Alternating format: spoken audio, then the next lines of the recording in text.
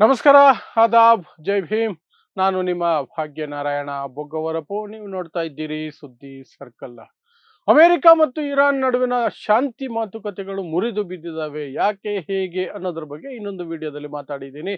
ಆದರೆ ಈ ವಿಡಿಯೋದಲ್ಲಿ ನಾನು ನಿಮಗೆ ಹೇಳಲಿರುವಂತಹ ವಿಚಾರ ಏನು ಅಂದರೆ, 21 ಗಂಟೆಗಳ ಅವಧಿಗೆ ನಡೆದಂತಹ ಈ ಶಾಂತಿ ಮಾತುಕತೆಗಳ ನಡುವೆ ಆರಂಭದ ಗಂಟೆಗಳು ಎಲ್ಲವೂ ಸುಸೂತ್ರವಾಗಿ ಹೋಗ್ತಾ ಇತ್ತು. ಆದರೆ ಮಧ್ಯದಲ್ಲಿ ಫೋನ್ ಕಾಲ್ ಬಂತು. ಎಲ್ಲಿಂದ ಬಂತು? ಡೊನಾಲ್ಡ್ ಟ್ರಂಪ್ ಕಡೆಯಿಂದ ಬಂತು. ಡೊನಾಲ್ಡ್ ಟ್ರಂಪ್ಗೆ ಫೋನ್ ಮಾಡಬೇಕಾದಂತಹ ಪರಿಸ್ಥಿತಿ ಯಾಕೆ ಬಂತು ಅಂದ್ರೆ, ಡೊನಾಲ್ಡ್ ಟ್ರಂಪ್ಗೊಂದು ಫೋನ್ ಕಾಲ್ ಬಂತು. ಆ ಫೋನ್ ಕಾಲ್ ಎಲ್ಲಿಂದ ಬಂತು? ನೆತನ್ಯಾಹು ಕಡೆಯಿಂದ ಬಂತು. ಯಾವುದೋ ಒಂದು ಕಿಕ್ ಬಾಕ್ಸಿಂಗ್ ಟೂರ್ನಮೆಂಟ್ ನೋಡಿಕೊಂಡು ಮಜಾ ಮಾಡ್ತಿದ್ದಂತಹ ಡೊನಾಲ್ಡ್ ಟ್ರಂಪ್ ಇದ್ದಕ್ಕಿದ್ದ ಹಾಗೆ ಅಲ್ಲಿಂದ ಹೊರಗಡೆ ಬಂದು ನೆತನ್ಯಾಹು ಫೋನ್ ಕಾಲ್ ಪಿಕ್ ಮಾಡಿ, ಆ ಫೋನ್ ಕಾಲ್ ಆದ ನಂತರ ಇಲ್ಲಿ ಶಾಂತಿ ಮಾತುಕತೆ ನಡೆಸ್ತಿದ್ದಂತಹ ಅಮೆರಿಕದ ಉಪಾಧ್ಯಕ್ಷ JD ವೆನ್ಸ್ಗೆ ಫೋನ್ ಮಾಡಿ ಇಸ್ಲಾಮಾಬಾದ್ನಲ್ಲಿ ಏನೋ ಹೇಳಿದ್ರು. ಅಲ್ಲಿಂದ ಮಾತುಕತೆಗಳು ವಿಫಲದ ಕಡೆಗೆ ನಡೆಯೋದಕ್ಕೆ ಶುರು ಮಾಡಿತು. ಕೊನೆಗೂ ಮಾತುಕತೆಗಳು ಮುರಿದು ಬಿತ್ತು. ಸದ್ಯಕ್ಕೆ ಮುರಿದು ಬಿದ್ದ ಸ್ಥಿತಿಯಲ್ಲಿ ಇದ್ದಾವೆ. ಸೊ ಏನದು ಫೋನ್ ಕಾಲ್, ಏನು ಮಾತಾಯ್ತು ಆ ಫೋನ್ ಕಾಲ್ನಲ್ಲಿ, ಅದರ ಹಿಂದೆ ಯಾರಿದ್ದಾರೆ, ಯಾವ ಲಾಬಿ ಇದೆ ತಿಳಿಸುವಂತಹ ಪ್ರಯತ್ನವನ್ನು ಮಾಡ್ತೀನಿ. ಸೊ 40 ದಿನಗಳ ಯುದ್ಧದ ನಂತರ ಒಂದು ಯುದ್ಧ ವಿರಾಮವನ್ನ ಹೇಗೋ ಅಮೆರಿಕ ಪಾಕಿಸ್ತಾನದಂತಹ ಭಿಕಾರಿ ದೇಶದ ಕಾಲಿಗೆ ಬಿದ್ದು ಇರಾನ್ ಕಡೆಯಿಂದ ಮಾಡಿಸ್ಕೊಳ್ತು. ಕೊನೆಗೂ ಅದು ಅಮೆರಿಕದ ಸೋಲಿನ ರೀತಿಯಲ್ಲಿ ಇಡೀ ಜಗತ್ತು ನೋಡ್ತಾ ಇದೆ. ಕೇವಲ ಜಗತ್ತಲ್ಲ, ಅಮೆರಿಕದ ಜನರು ಮತ್ತು ಮಾಧ್ಯಮಗಳು ಸಹ ಅದನ್ನ ಅಮೆರಿಕದ ಸೋಲು, ಡೊನಾಲ್ಡ್ ಟ್ರಂಪ್ಗೆ ಆದ ಅವಮಾನ, ಸೋಲು ಅಂತಲೇ ನೋಡ್ತಿದ್ದಾವೆ, ಓಪನ್ ಆಗಿ ನೋಡ್ತಿದ್ದಾವೆ. ಅದಿರ್ಲಿ. ಸೊ ಶಾಂತಿ ಮಾತುಕತೆಗಳಾಗಬೇಕಲ್ಲ, ಯುದ್ಧ ವಿರಾಮ ಆದ ನಂತರ ಮುಂದಕ್ಕೆ ಏನು ಅನ್ನೋದು. ಯಾಕೆಂದ್ರೆ ಯುದ್ಧ ವಿರಾಮ ಕೇವಲ 2 ವಾರಗಳಿಗೆ, ಅನಂತರ ಏನು, ಅಷ್ಟರೊಳಗಡೆ ಏನೋ ಒಂದು ಅಗ್ರಿಮೆಂಟ್ ಆಗಿ ಪರ್ಮನೆಂಟ್ ಶಾಂತಿ ಸ್ಥಾಪನೆಗೆ, ಪರ್ಮನೆಂಟ್ ಪೀಸ್ಗೆ ಏನಾದ್ರು ಮಾಡಬೇಕಲ್ಲ. ಅದಕ್ಕಾಗಿ ಪಾಕಿಸ್ತಾನನೇ ಯುದ್ಧ ವಿರಾಮ ಮಾಡಿಸಿದ್ದಲ್ವಾ.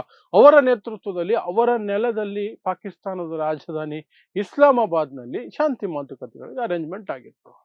ಸೊ ಪಾಕಿಸ್ತಾನದ ಕಡೆಯಿಂದ ಪಾಕಿಸ್ತಾನದ ಪ್ರಧಾನಿ ಮತ್ತು ಅಲ್ಲಿನ ಸೇನಾ ಮುಖ್ಯಸ್ಥ ಆಸಿಮ್ ಮುನೀರ್, ಸೇನಾ ಮುಖ್ಯಸ್ಥ, ಪ್ರಧಾನಿ ಶಹಬಾಜ್ ಶರೀಫ್ ಅವರು ಅವರೇ ಅಲ್ಲೇ ಇರ್ತಾರೆ. ಈ ಕಡೆಯಿಂದ ಇರಾನ್ ಕಡೆಯಿಂದ ಮೊಹಮ್ಮದ್ ಗಾಲಿಬಾಫ್ ಅವರು ಇರಾನಿನ ಪಾರ್ಲಿಮೆಂಟಿನ ಸ್ಪೀಕರ್ ಮತ್ತು ಬಹಳ ದೊಡ್ಡ ನಾಯಕ ಅಲ್ಲಿ, ಅವರು ಬಂದಿದ್ರು. ಈ ಕಡೆ ಅಮೆರಿಕದಿಂದ ಅಮೆರಿಕದ ಉಪಾಧ್ಯಕ್ಷ JD ವೆನ್ಸ್ ಬಂದಿದ್ದರು. ಸೊ ಶಾಂತಿ ಮಾತುಕತೆಗಳು ಆರಂಭ ಆಯಿತು.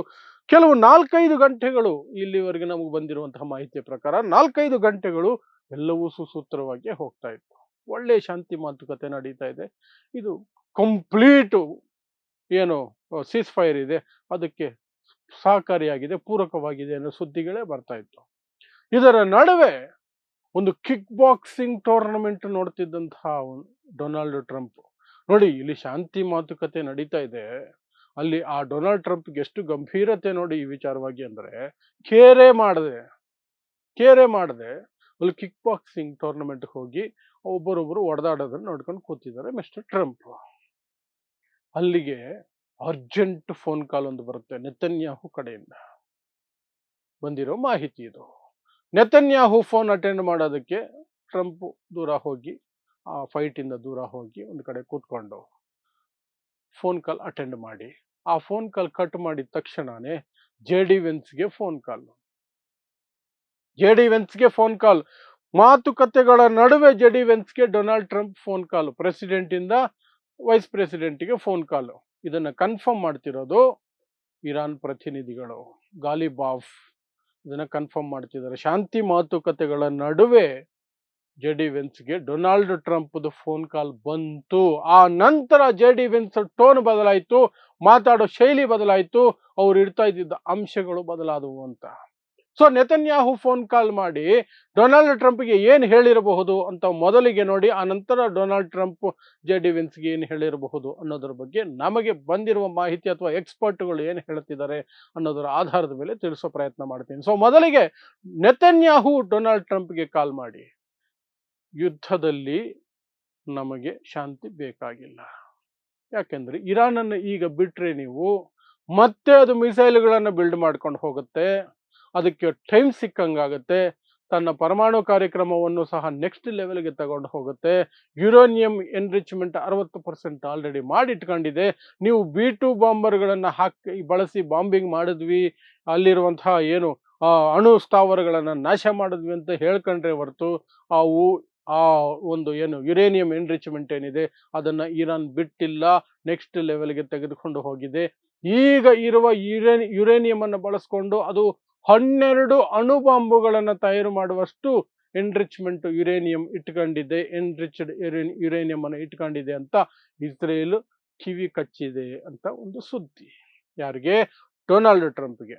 ಅದರ ಜೊತೆಗೇನೆ ಡೊನಾಲ್ಡ್ ಟ್ರಂಪ್ ಪಕ್ಷದಲ್ಲೇ ಇರುವಂಥವರು, ಅವರ ಸರ್ಕಾರದಲ್ಲಿರುವಂಥವರು ಒಂದಷ್ಟು ಜನ ಪ್ರೆಷರ್ ಹಾಕಿದ್ದಾರೆ ಡೊನಾಲ್ಡ್ ಟ್ರಂಪ್ ಮೇಲೆ. ಅವರೆಲ್ಲ ಯಾರು ಅಂದ್ರೆ ಜೂಯಿಷ್ ಲಾಬಿ ಅಂತ ಕರೀತಾರೆ. ಅವ್ರು ಯಾವತ್ತೂ ಇಸ್ರೇಲ್ ಪರ ಮಾತನಾಡುವ ಸಂಸದರವರೆಲ್ಲ. ಯಾಕೆ ಇಸ್ರೇಲ್ ಪರ ಮಾತಾಡ್ತಾರೆ ಅಂದ್ರೆ, ಒಂದು ಅವರು ಸ್ವತಃ ಜೂಯಿಷ್ ಆಗಿರ್ತಾರೆ, ಯಹೂದಿಗಳಾಗಿರ್ತಾರೆ. ಇನ್ನೊಂದು ಇಸ್ರೇಲ್ ಕಡೆಯಿಂದ ಫಂಡಿಂಗ್ ಆಗ್ತಿರುತ್ತೆ ಅವ್ರಿಗೆ, ಅವ್ರ ಎಲೆಕ್ಷನ್ಗಳು, ಅವ್ರ ಜೀವನ, ಅವ್ರ ಎಲ್ಲದಕ್ಕೂ ಸಿಕ್ಕಾಪಟ್ಟೆ ಫಂಡಿಂಗ್ ಅನ್ನು ತಗೊಳ್ತಾರೆ ಇಸ್ರೇಲ್ ಕಡೆಯಿಂದ. ಇಸ್ರೇಲ್ ಪರವಾಗಿ ಧ್ವನಿಯಾಗಿ ಅಮೆರಿಕದ ಕಾಂಗ್ರೆಸ್ ಅಂದ್ರೆ ಪಾರ್ಲಿಮೆಂಟ್, ಅಲ್ಲಿನ ಪಾರ್ಲಿಮೆಂಟ್ ಅನ್ನ ಕಾಂಗ್ರೆಸ್ ಅಂತ ಕರೀತಾರೆ.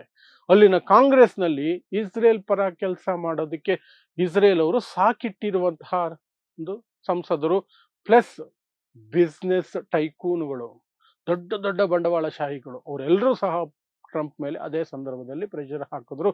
ಶಾಂತಿ ಮಾತುಕತೆ ಮುರಿದು ಬೀಳಬೇಕು, ಇರಾನ್ ಅನ್ನ ಒನ್ಸ್ ಫಾರ್ ಆಲ್ ಮುಗಿಸ್ಬೇಕು. ಇಲ್ಲದೆ ಹೋದರೆ ಮುಂದಿನ ದಿನಗಳಲ್ಲಿ, ಅದಕ್ಕೆ ಸ್ವಲ್ಪ ಸಮಯ ಸಿಕ್ಕರೆ ಮತ್ತೆ ಇನ್ನಷ್ಟು ಸಾವಿರಾರು ಮಿಸೈಲ್ಗಳನ್ನು ತಯಾರು ಮಾಡ್ಕೊಳ್ಳೋದು ಸಮಯ ಸಿಗುತ್ತೆ. ಅಣುಬಾಂಬು ಸಹ ಮಾಡ್ಕೊಂಡ್ಬಿಟ್ರೆ ನಾವು ಆಮೇಲೆ ಮುಟ್ಟಕ್ಕಾಗೋದಿಲ್ಲ ಅಂತ ಟ್ರಂಪ್ಗೆ ತಲೆಗೆ ಕೂಡ ಬಿಟ್ರು. ಟ್ರಂಪ್ ಅದನ್ನೇ ಫೋನ್ ಮಾಡಿ ಜೆಡಿವಿನ್ಸ್ ಹೇಳಿ, ಪರಮಾಣು ವಿಚಾರವಾಗಿ ಗಟ್ಟಿಯಾಗಿ ಕೂತ್ಕೊಳ್ಳಿ, ಅದಕ್ಕೆ ಒಪ್ಪಿದ ನಂತರವೇ ಬೇರೆ ವಿಚಾರ. ಪರಮಾಣು ವಿಚಾರದಲ್ಲಿ ನೀವು ಒಪ್ಪಿಸ್ಬೇಕಾಗಿರೋದು ಒಂದೇ ಇರಾನ್ ಕಡೆಯಿಂದ, ಏನು? ನಾವು ಪರಮಾಣು ಕಾರ್ಯಕ್ರಮವನ್ನು ಕಂಪ್ಲೀಟ್ ಆಗಿ ಕೈ ಬಿಡ್ತೀವಿ. ಅಂತಾರಾಷ್ಟ್ರೀಯ ಅಬ್ಸರ್ವರ್ಸ್ ಏನಿದ್ದಾರೆ ಅವರನ್ನು ಅಲೋ ಮಾಡ್ತೀವಿ ಚೆಕ್ ಮಾಡೋದಕ್ಕೆ, ನಮ್ಮ ಅಣುಸ್ಥಾವರಗಳನ್ನು ಚೆಕ್ ಮಾಡೋದಕ್ಕೆ. ಅಲ್ಲಿ ಬಂದು ಅವರೆಲ್ಲರೂ ಇನ್ಸ್ಪೆಕ್ಷನ್ ಮಾಡ್ಕೊಂಡು ನೋಡಬಹುದು.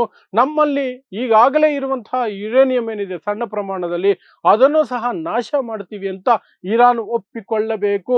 ಆಗ ಮಾತ್ರನೇ ಈ ಒಪ್ಪಂದಗಳು ಆಗಬೇಕು. ಇಲ್ಲದೆ ಹೋದರೆ ಈ ಮಾತುಕತೆ ಮುರಿದು ಬಿದ್ದರೂ ಪರವಾಗಿಲ್ಲ, ಎದ್ದು ಬನ್ನಿ ಅಂತ ಜೆಡಿವಿನ್ಸ್ಗೆ ಅಧ್ಯಕ್ಷ ಡೊನಾಲ್ಡ್ ಟ್ರಂಪ್ ಹೇಳಿದ್ದಾಗಿ ಈಗ ಬರ್ತಿದೆ ಸುದ್ದಿ. ಆದರೆ ಇರಾನ್ ಹೇಳ್ತಿರುವಂತಹದ್ದು, ನಾವು ಪರಮಾಣು ಕಾರ್ಯಕ್ರಮವನ್ನು ಕೈ ಬಿಡೋ ಮಾತೇ ಇಲ್ಲ, ಆದರೆ ನಾವು ಅದನ್ನ ಯುದ್ಧಕ್ಕಾಗಿ ಬಳಸೋದಿಲ್ಲ, ಶಸ್ತ್ರಾಸ್ತ್ರಗಳಿಗಾಗಿ ಬಳಸಲ್ಲ.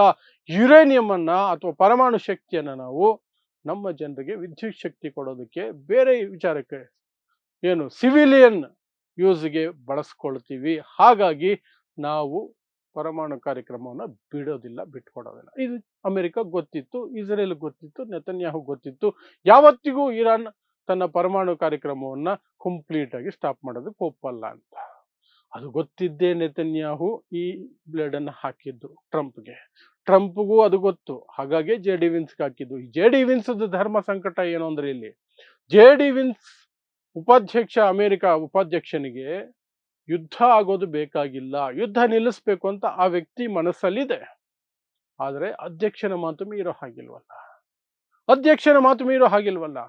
ಹಾಗಾಗಿ ಅಧ್ಯಕ್ಷ ಡೊನಾಲ್ಡ್ ಟ್ರಂಪ್ ಏನು ಹೇಳತ್ತಾರೋ ಆ ರೀತಿನೇ ಹೋಗಬೇಕಾದ ಅನಿವಾರ್ಯತೆ ಜೆಡಿವಿನ್ಸ್ ಅದೇ ಅಂಶಗಳನ್ನಿಟ್ಟರು. ಪರಮಾಣು ಇದನ್ನ ನೀವು ಕಂಪ್ಲೀಟ್ ಆಗಿ ಬಿಟ್ಟುಬಿಡಬೇಕು, ಇರೋದನ್ನು ನಾಶ ಮಾಡಬೇಕು, ನಿಮಗೂ ಪರಮಾಣುಗೂ ಸಂಬಂಧನೇ ಇರಬಾರ್ದು ಅಂದಿದ ತಕ್ಷಣ ಇರಾನ್ ಅವರು ಸಾಧ್ಯನೇ ಇಲ್ಲ ಅಂದ್ರು. ಸೊ ಈ ಫೋನ್ ಕಾಲ್ಗಳಿದಾವಲ್ಲ, ಇವು ಚೆನ್ನಾಗಿ ಹೋಗ್ತಿದ್ದಂತಹ ಶಾಂತಿ ಮಾತುಕತೆಗಳ ನಡುವೆ ಆಕ್ಚುಲ್ ಆಗಿ ಆಟಮ್ ಬಾಂಬ್ ಹಾಕದವು. ಶಾಂತಿ ಮಾತುಕತೆ ಮುರಿದು ಬಿದ್ದಿದೆ. ಮುಂದೆ ಏನಾಗಬಹುದು ಅದನ್ನೆಲ್ಲ ಇನ್ನೊಂದು ವಿಡಿಯೋದಲ್ಲಿ ವಿವರಿಸಿದ್ದೀನಿ. ಬಟ್ ಸದ್ಯಕ್ಕಂತೂ ಶಾಂತಿ ಮಾತುಕತೆ ಮುರಿದು ಬಿದ್ದಿದೆ. ಇನ್ನೂ ಕೆಲವು ದಿನ ಇದೆ, ಇನ್ನೂ ಒಂದು 9 ದಿನ ಇದೆ ಯುದ್ಧ ವಿರಾಮದ ಕಾಲ. ಅಷ್ಟರೊಳಗಡೆ ಮತ್ತೊಂದು ಸುತ್ತಿನ ಮಾತುಕತೆ ನಡೆಯುವ ಸಾಧ್ಯತೆಗಳನ್ನು ತಳ್ಳಿ ಹಾಕೋ ಹಾಗಿಲ್ಲ. ಅಷ್ಟರೊಳಗಡೆ ಏನಾದರೂ ಮತ್ತೆ ಮಾತುಕತೆಗಳು ನಡೆದ್ರೆ ಏನಾಗುತ್ತೆ ಅಂತ ಹೇಳಲಿಕ್ಕೆ ಬರಲ್ಲ. ಬಟ್ ಸದ್ಯದ ಪರಿಸ್ಥಿತಿಯಲ್ಲಿ ಶಾಂತಿ ಮಾತುಕತೆ ಮುರಿದು ಬಿದ್ದಿದೆ. ಅದು ಸರಾಗವಾಗಿ ಹೋಗ್ತಾ ಇತ್ತು, ಒಳ್ಳೆ ದಾರಿಯಲ್ಲಿ ಹೋಗ್ತಾ ಇತ್ತು. ಅದಕ್ಕೆ ಒಂದಷ್ಟು ಫೋನ್ ಕಾಲ್ಗಳು ಬಂದು ನಾಶ ಮಾಡಿದ್ವು, ಅದಂತೂ ಗ್ಯಾರಂಟಿಯಾಗಿ ಗೊತ್ತಾಗ್ತಿದೆ ಅಷ್ಟೇ. ಸೊ ಇದಿಷ್ಟು ಶಾಂತಿ ಮಾತುಕತೆಗಳ ನಡುವೆ ಬಂದಂತಹ ಫೋನ್ ಕಾಲು ಮತ್ತು ಅದರ ಮುರಿದು ಬೀಳೋದಕ್ಕೆ ಮೂಲ ಕಾರಣ ಆದಂತಹ ಫೋನ್ ಕಾಲ್ಗಳ ವಿವರಗಳು. ಸೊ ಇಂತಹದ್ದೇ ವಿಶೇಷ ಸುದ್ದಿಗಳಿಗಾಗಿ ನೋಡ್ತಾ ಇರಿ ಸುದ್ದಿ ಸರ್ಕಲ್. ನಾನು ನಿಮ್ಮ ಭಾಗ್ಯನಾರಾಯಣ ಬೊಗ್ಗವರಪು.